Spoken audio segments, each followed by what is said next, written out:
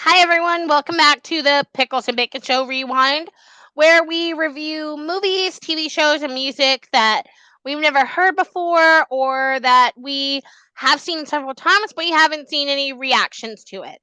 And today, you guys are in for a special treat. We are reviewing the Chicks' Wide Open Spaces, their first album. And Deke and I listened to it. I listened to it twice. I listened to it the first time just to hear it for the first time because I never heard it before. And then while I was at work last night doing absolutely nothing, I actually listened to it and take notes. So before we get into the history of the Chicks and who they are as a band, Deke, what do you know about the Dixie Chicks or the Chicks? Sorry. Well, I know that they are a country music group. They've had some great albums. Recently, they released a song called "Gaslighter," which is one of my favorite songs. As for the album that we're reviewing today, which is "Wide Open Spaces," there was two songs in there that I really liked. One of them was, I think it was called "I'll Love You Better," and then the second one was "Loving Arms," which, for those of you who don't know, is a song sung by Elvis Presley, which I have a soft place in my heart for because I did not know that that song was on the album, and when I saw the title of that song, I didn't think it was the same song. I was like, okay, I was like, maybe it's just because that happens sometimes. They have the same name of a song, but it's different lyrics. And then when I heard it and I realized that was the song, I was like, hey, wait a minute. I was like, I know this song. And so I was really blown away that they sang that. And my overall takeaway is it was a really good album. When I listen to it again, probably not, but it was a good album. Okay, yeah. So my thoughts initially going into this was, I'm familiar with okay, let me just say this. The Chicks used to be known as the Dixie Chicks, and we'll give you a brief synopsis of that here in a little bit. So I know them as the Dixie Chicks, but now I'm still getting used to calling them the Chicks. But when I was young, I remember their second album, Fly, winning a lot of Grammys, and the song Cowboy Take Me Away and Ready to Run, and of course Goodbye Earl. Those songs appear on their second album, Fly, which we'll be doing maybe next week. I haven't decided yet. We'll see what happens. So that's what I originally knew going into it. But I also know some older like chick songs like Not Ready to Make Lot and Nice and Love It or Leave It and things like Oh, that. Love It or Leave It is an obscure one because no one talks about that one. That one's a good one. That one's like rock and roll. But anyway, so let's get into the history of the Chicks. So I'm gonna give you a history of where they came from and where they and how they got here. And this is basically taken from Wikipedia, so take it with a grain of salt. So the Chicks, again, formerly known as the Dixie Chicks, are an American country music band from Dallas, Texas. The band consists of Natalie Maines, who's on the lead vocals and guitars, and sisters Marty McGuire, who plays the vocal, fiddle, mandolin, and guitar, and Emily Strayer, who's also on the vocals, guitar, and banjo. Excuse me. Before we go any further, I also want to say one thing though. I also liked their solo work when I think it was Emily and what was the other sister's name? Marty. Marty. When they were Courtyard Hounds. I even like that stuff. Natalie stuff was, but I like their stuff. Yeah. McGuire and Strayer, both maiden names were Irwin, had originally founded the band in 1989 with bassist Laura Lynch and vocalist and guitarist Robin Lynn Macy. They performed bluegrass and country music, busking and touring the bluegrass festival circuits and small venues for 6 years without attracting a major label. In 1992, Lynch replaced Macy as the lead vocalist. After three independent albums, the band was signed by Monument Records Nashville in 1997, at which point Maines had joined as their third lead vocalist and second guitarist. Again, they used to be called the Dixie Chicks, and I'm reading from Wikipedia, so don't add us. The Dixie Chicks achieved success with their album Wide Open Spaces, which is what we're reviewing today, and Fly. After Monument closed its Nashville branch, the Dixie Chicks moved to Columbia Records for home. These albums achieved multi-platinum sales in the United States, Canada, Australia, and along with several charting singles on the American Billboard Hot Country Music charts, their highest peaking singles were There's Your Trouble, Wide Open Spaces, You Are Mine, Cowboy Take Me Away, Without You, and a cover of Bruce Robinson's Traveling Soldier. The Dixie Chicks also reached number one on the adult contemporary chart with 2002 cover of Fleetwood Mac's Landslide. Days before the 2003 invasion of Iraq, Maines told a London audience that the band did not endorse their war and were ashamed of then U.S. President George W. Bush being from Texas. The remarks triggered boycotts in the U.S. and backlash from fans. Side note, I never stopped liking the Dixie Chicks. I thought that was one hell of a rebellious move, and I still love them to this day. Same. Anyways, after a brief hiatus, the Dixie Chicks recorded Taking the Long Way. I fucking love that album. And in 2006, an album informed by backlash, Not Ready to Make Nice, became their biggest crossover single, reaching the number 4 on the Billboard Hot 100. After a second hiatus, McGuire and Strayer recorded as a duo called the Courtyard Hounds. Then the Dixie Chicks reunited to tour in the 2010s. In 2020, they removed Dixie from their name due to negative connotations and released their first album in 14 years, Gaslighter. The Chicks have won 13 Grammys, including 5 in 2007 for Taking the Long Way, which received the Grammy Award for Album of the Year, and its single Not Ready to Make Nice, which received the Grammy Award for Record of the Year and Grammy Award for Song of the Year. In addition, the band has received 10 Country Music Association Awards and 8 Academy of Country Music Awards. By July 2020, with 33 million certified albums sold, the sales of 27.9 million albums in the US, the Chicks had become the biggest selling all woman and best selling country group since Nielsen SoundScan began recording sales in 1991. Okay, so that is the history of the Dixie Chicks, a brief synopsis. So let's I got notes. So let's jump into the album Wide Open Spaces.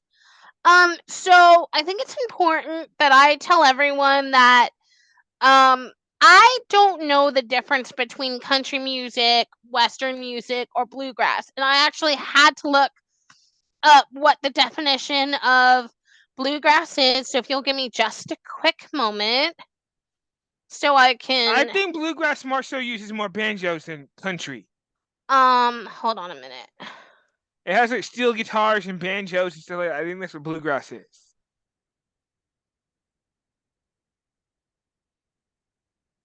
All right. So I am going to share my screen really quick so that you guys can see. Give me just a quick moment. See if I can do it from here. All right, so I'm going to share my screen. Share your screen. Share your screen. All Share right, your so you're screen. going to tell me if you can see it. So, can you see what I'm doing? I can see what you're doing. I don't know if the people can though. Can you see where it says bluegrass? Yeah.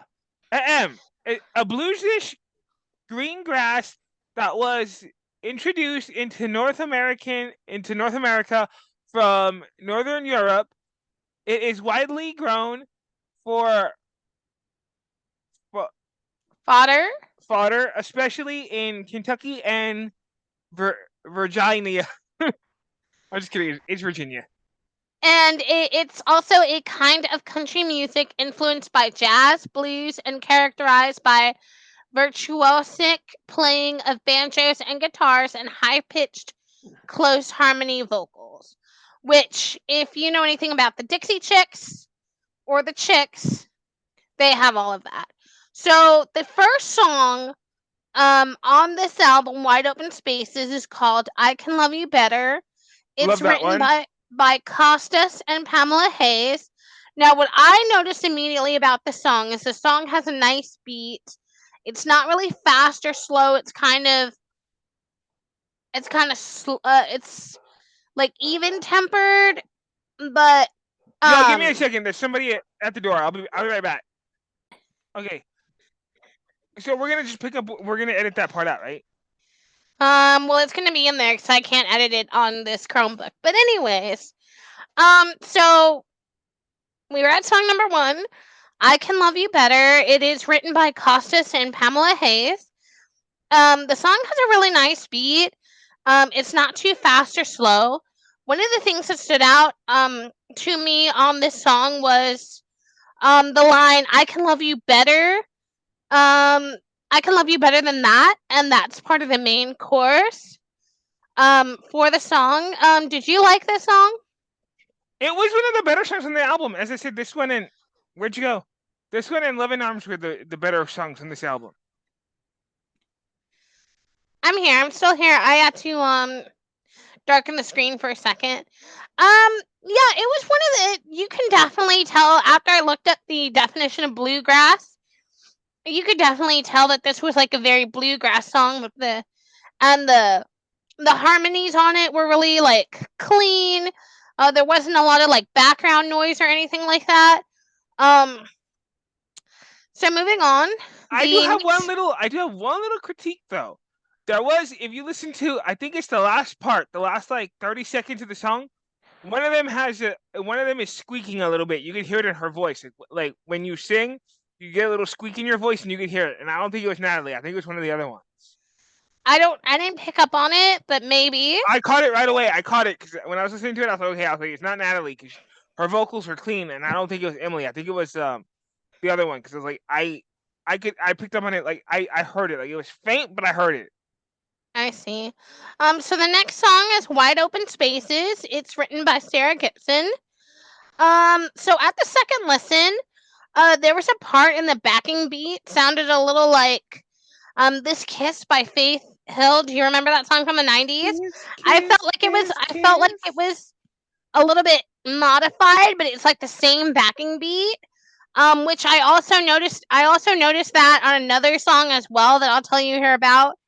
I also noted that this is a storytelling type of song where it tells a story about a girl who's wanting to like move across country and see wide open spaces, which is something that's very prevalent. I noticed in country music where they tell stories about different things and all of that kind of stuff. So the next song is your song, Deke. Why don't you tell us about what you know about the song "Loving Arms"? Well, I know first of all, as I said, I first actually weird stories. I first actually heard this song on the TV series Starsky and Hutch. Hutch sings it because there's an episode that you will see when we review this show where him and Starsky protect this country singer, and at the end she invites Hutch to sing with her, and she asks him what song he's going to sing, and he sings this song "Loving Arms."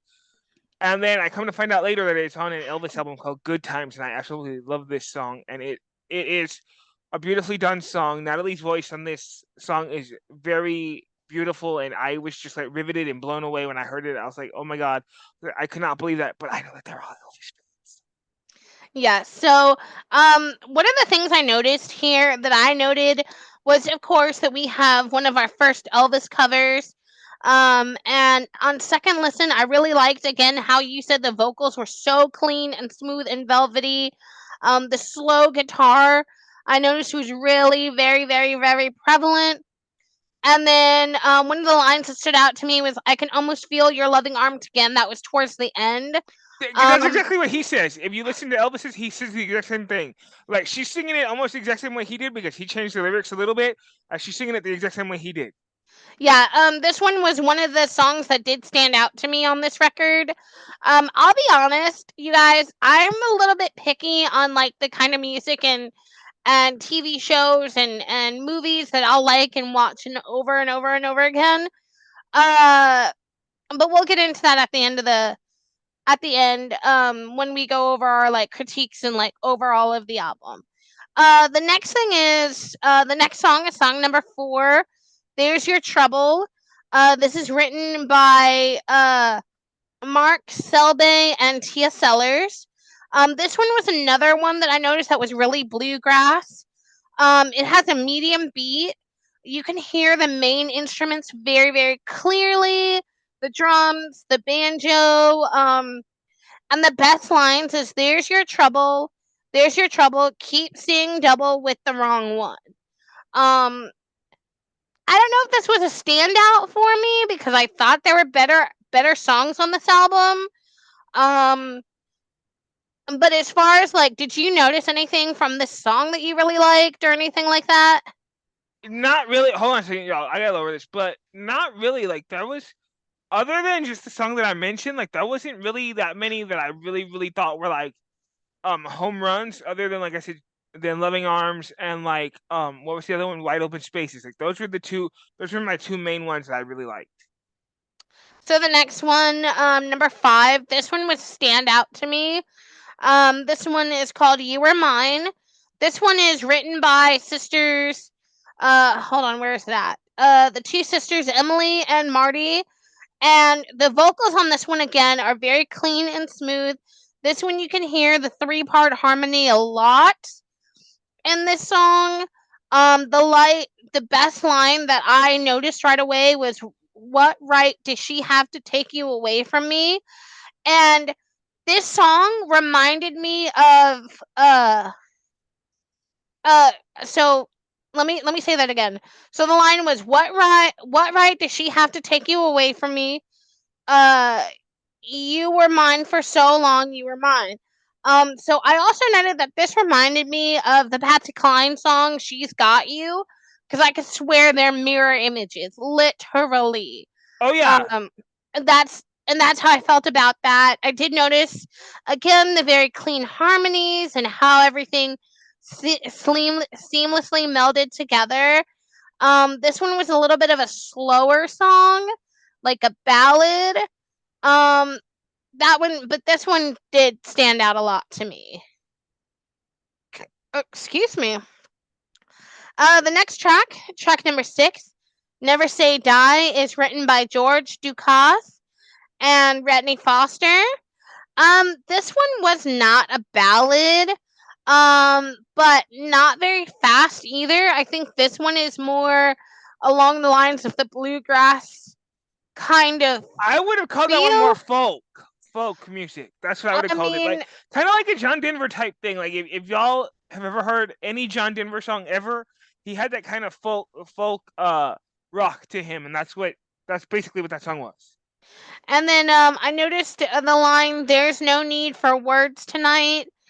Um, Not a standout for me on this album because I think there were better songs on this album than that. So we'll just jump right into 7. Um, Number 7 is called "Tonight." The Heart Breaks on Me. This one is written by Bob Morrison and Johnny McRae and Mary W. Francis. This one had a line that said, you could have heard a pin drop when they walked through the door. A uh, it's a romance song about meeting someone in a bar. But I also noted that this kind of reminded me again of "There's a Tear in My Beer." Literally, almost the same thing. Like "There's a Tear in My Beer." I felt like they could be mirror songs again, which I noticed is a very common thing in certain country songs. And then the next one, "Let Her Rip." I'm not sure if this one was supposed to be a really, really fast song.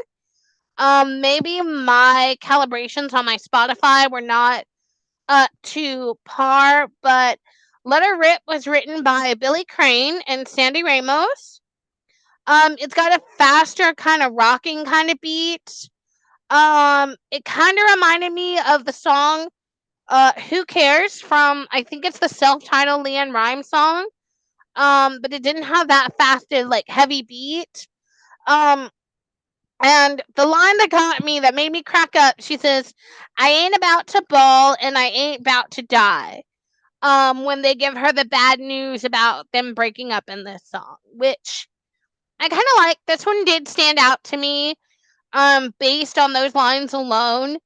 Um, But yeah, did you like this one? This one was a pretty good one. I have to admit, like that one, there was some that were like really good, and then there was a couple others that were like hit and miss. I was like, okay, like Yeah.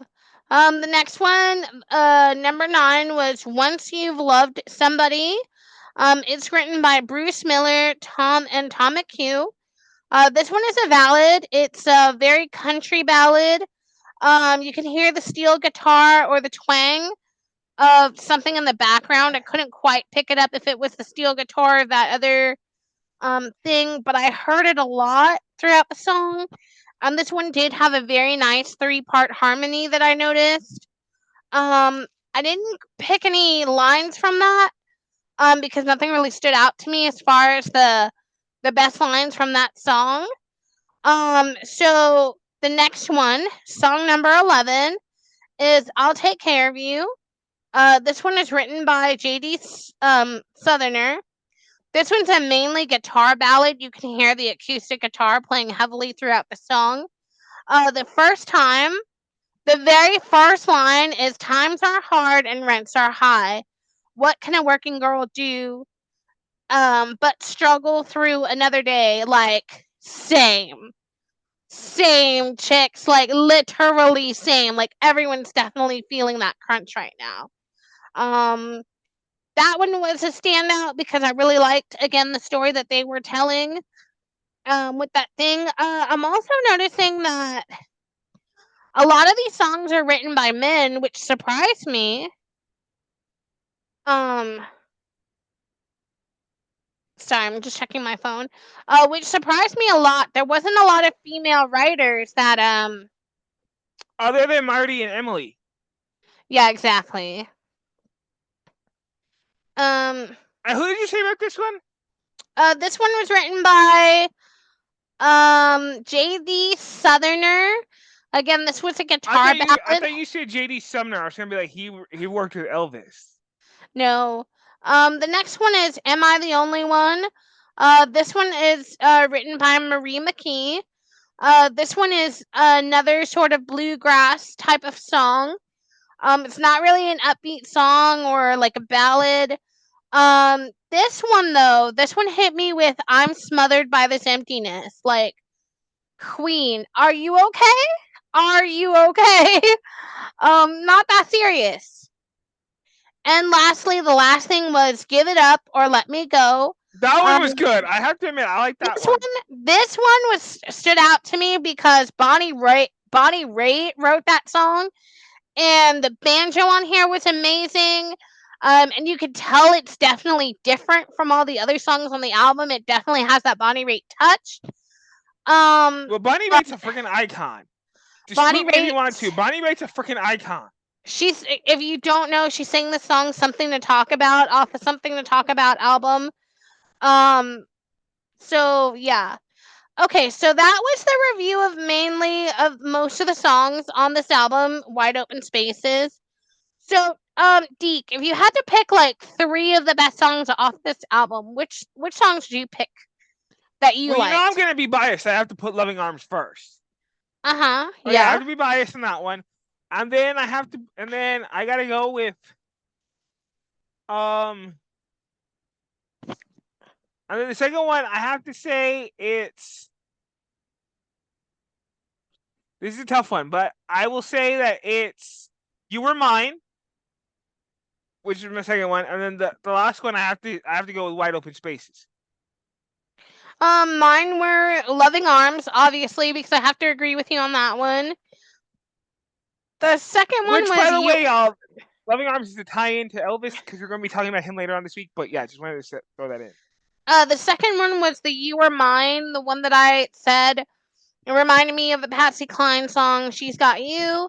And then the last one was the I'll it's the Give It Up or Let Me Go, the Bonnie Raitt song. That one was, I think, the best song off this album.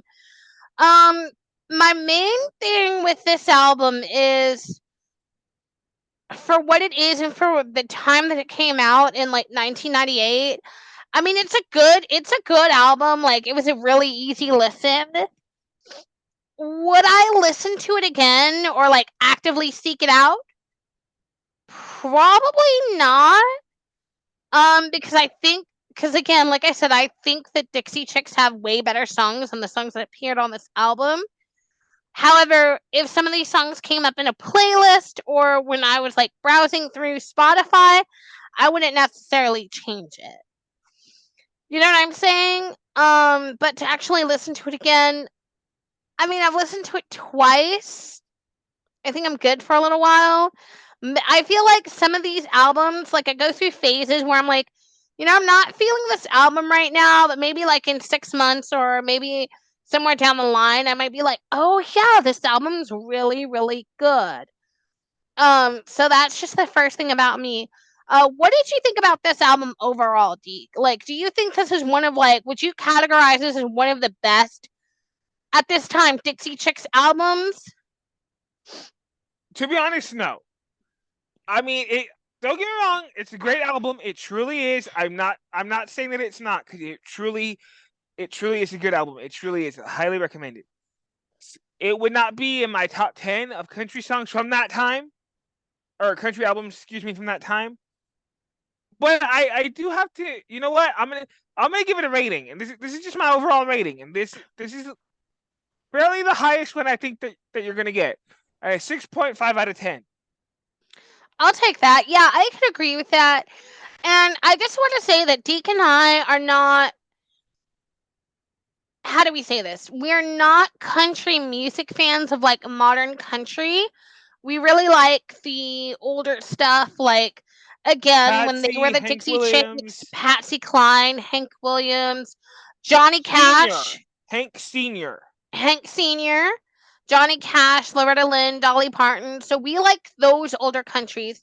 And I think maybe one of the new modern ones, Shania Twain, but only the stuff off the Come On Over album, which you bet your silver spurred boots we are reviewing on this channel. I promise you. And you forgot somebody Yes. whom I love, and you know I talk about her religiously. And you mentioned her earlier, Leanne Yeah. Rimes. And Leanne Rhymes, yeah, yeah. Those are probably the modern ones that we like. And once again, Come On Over, definitely on the list. There are so Don't worry, Leanne Rimes stuff where she covers Hank Williams is gonna be talked about too. there are I think 16 songs on that album. Every single one of those songs is a bop. Period. All right, enough of Shania Twain. So going by our list, we did the top three of the season. Um, do you think that with the replacement of the other singer with Natalie Maines, do you think that that makes the group better, or do you think that they suffered for that? A little bit of both, actually. And let me. I know people are gonna come at me in the comments, but hold on, let me explain. First of all, I love all of them. I love all the Dixie Chicks, Natalie, Marty, Emily, all of them. However, there is times where I do feel like sometimes Natalie does push the envelope a little too much, but at the same time, I give her credit because I'm like, I think I've always felt like she was one of those girls that didn't take crap from anyone, and I highly respect her for that. And I do think that that was kind of somewhat their downfall too, in a sense, because Dixie Chicks were high up there, like in that era of it was like three top girl groups, and it was in this order. It was TLC, Dixie Chicks, and Destiny's Child. In that order, like when in this era when this album came out, that's how it was. And then I think that after the whole controversy when she And the said, Spice Girls. The yeah, Spice Girls were good at this time as well. of course, and after the whole controversy that Natalie said what she said, I think it was their downfall, and people were like burning their records, almost like a Beatles type thing where John Lennon made one stupid comment and they burned their records, which was hella dumb. Well, I'm glad that you say that because I wanted to bring something up about this. Prior to 9/11, country music or like the types of country music that we like, going back to the oldies like Hank Sr. and Johnny Cash and things like that, were called outlaws. You know what I'm saying? Where they didn't Waylon, trust police, they didn't Willie trust the Nelson. government. They're living in the backwoods somewhere, whatever. So prior to that shift, and then when everything started happening with 2001, country music sort of took on this like patriotic, we're conservative, this, that, the other. And I'm like, let's talk about some of the skeletons in your closet, country music, okay? Don't think I don't know. Don't think I don't know, even though I'm not a fan. Don't come at me with that mess. Just making sure you understand. Anyways, I like Natalie Maines a lot. I like how she's so outspoken, and she like, I think Marty and Emily let her be the like spokesperson and like answer questions for the group and things like that. Um, her voice is very unique and different. It's very high pitched. It's very nasally, kind of like mine. Um, she did release, as far as I know, Natalie Maines released a an album on her own. But I don't think it's as good as the Dixie Chicks or the Chicks again. Music from what I can remember of the album. And I only listened.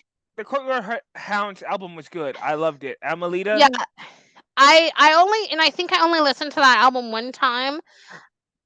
And then you have the Emily and Marty's side project, the Courtyard Hounds, which, first of all, I love that name. That was a great song. Amelita was a great song. I think they only put out like 2 or 3 albums, by the way. It was only I two can't because I have them both remember. on my phone. It was only two. I think, and I can't really remember what the. I'd have to go back and listen to it again.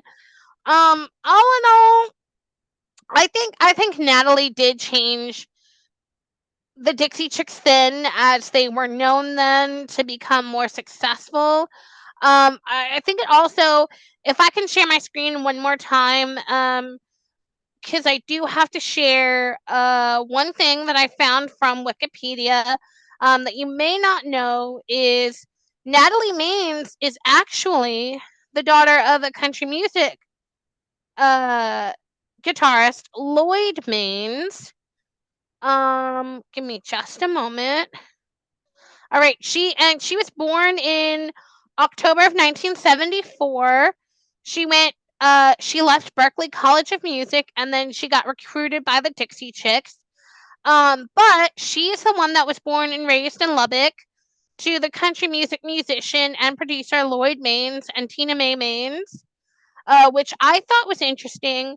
If where my '90s stands, if you guys remember in the '90s when they had like behind the music, I remember in the Dixie Chicks behind the music, like they really talked about how in the beginning they were like, we need to find somebody else because these other girls are leaving, and they talked about Natalie's father a lot. It's kind of overlooked now, I feel like. But that's what I know about her.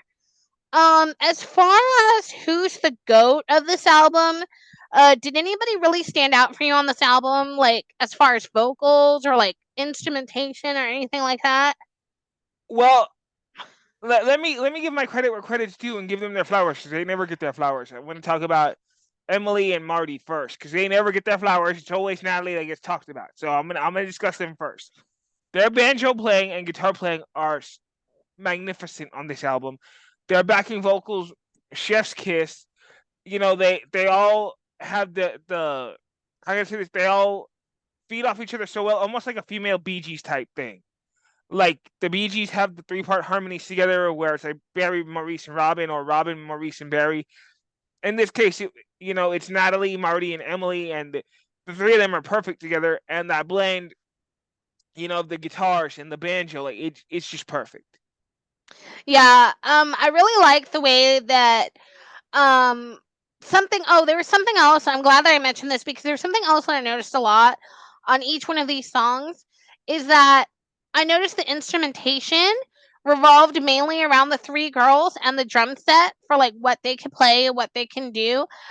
Because there wasn't a lot of like surround sound, do you know what I mean? Like extra backing guitars or extra backing like you would see in a normal band. Like you can actually hear them playing the guitar, the banjo, the mandolin, all those, like, I literally there was I forgot to write it down, but I did notice it quite The violin prevalently. at some points. Like, I heard Yeah, Marty the playing the violin fiddle. at some point. Yeah, and I noticed that prevalently when I was listening to it again with the headphones on at full blast. It's when I started picking up on it, I was like, "Oh yeah, you can actually hear that it's them playing the albums, and there's not like a lot of extra stuff in the background that's not needed." Which I really liked about this. And not Um, auto tuned. yeah, there's no auto tune, guys. This exists before auto tune, so you can hear all the vocals clearly. You can hear all the instruments clearly. Where they wanted to show it off. I remember that steel guitar from that one thing. Guys, I'm calling it steel guitar. I don't know what it is, but it's that little twang, that That country that's twang exactly what it is. It's steel that makes it guitar. And sound country you music. play it in a certain way. You strum it from the top, and then you have the little pick where you strum it like this. Yeah, but It's I think steel it has guitar. another name. I think it's another name. I don't remember. But anyways, but that's what really stood out to me as far as the instrumentation and the beats and things like that. And I felt like the chords and the progression was fairly easy because it wasn't really fast. But then again, it wasn't really slow. And even on the slower songs, My cups like up. I you do could too. also you could hear the acoustic guitar quite prevalent, especially on what was that? I'll Take Care of You, where you can hear the guitar really clearly in the background. Um, so yeah, as far as ratings, I think I'm gonna agree with you that I would give it a 6.5 out of 10. It wasn't bad. I don't think it was great.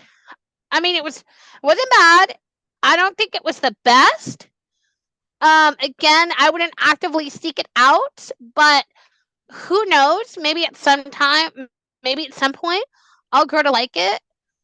Because like I said, I'm very picky with music. For a long time, for example, I never listened to Pink's first album, the Can't Take Me Home album, and now I freaking love it. She has all the best songs on that album, by the way. That's also going to be in a review as well. Um, so did you notice? I didn't notice anything and I didn't hear anything, and I don't have a CD. I actually wish I had an actual CD, like the first pressing of the CD, so I could see if there was like any guest vocalist or any guest background singers, but I didn't notice anything like that. Um, but who do you think the MVP of this band is? I gotta say it. I know this is gonna piss some people off, but it has to be Natalie because her vocals are on point. And by the way, the guest star I would say is Bonnie Raitt. Yeah, but I mean Bonnie Raitt. I don't know if I heard her singing in it, but I would say yeah, She that wasn't qualifies. okay. She may have not sang in it, but she still wrote a song on it, so it counts. Okay, I'll allow it. I'll allow it. Like Jack And Nicholson being in the Monkees. Like, again, if you could be a contributor to this album or a singer, what song would you have sang on? What song? Actually, I already know what song you just sang on, by the way. Um, and what do you think you would change about this album? actually, I'm gonna kind of throw a wrench into your plans because I'm gonna change actually the song that I would have sang on because I actually love this one, and it would be the first song, the "I Can Love You Better." I would Okay. I would sing on that one, and the only reason why is because I think the vocals are so clean on that one, other than "Loving Arms."